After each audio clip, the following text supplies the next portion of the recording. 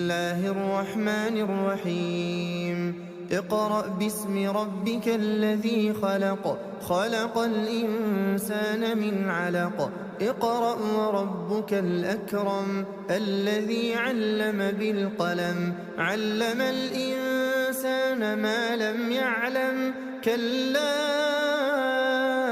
إن الإنسان ليطغى أن رآه استغنى إن إلى ربك الرجعى أرأيت الذي ينهى عبدا إذا صلى أرأيت إن كان على الهدى أو أمر بالتقوى أرأيت إن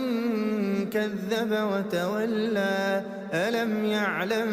بأن الله يرى كلا لئن لم ينته لنسفعا